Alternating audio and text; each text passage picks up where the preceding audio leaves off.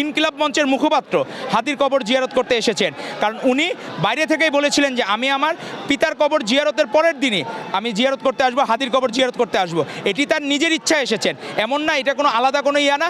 হৃদয়ে ধারণ করবেন এবং সারা জীবন হৃদয়ে ধারণ করবেন। সাধারণ মানুষের কত আগ্রহ তারেক রহমানকে নিয়ে, তারা যে তাকে হৃদয়ে ধারণ করে। ছাদের থেকে মানুষজন দেখা গেল কোনো জায়গা থেকে, বাস থেকে, রিক্সা থেকে, ট্রেন থেকে সবাই হাত নাড়াচ্ছে, বাসার বারান্দা থেকে, ছাদ থেকে। এমন কোনো জায়গা নাই যেখানে তারেক রহমান পৌঁছান নাই।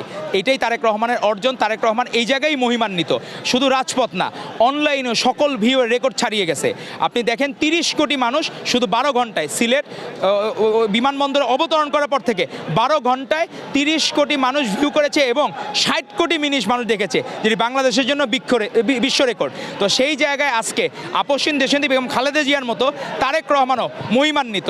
এজন্যই উনি শুধু একটি দলের নেতা না, উনি হলো বাংলাদেশের সকল দলকে ধারণ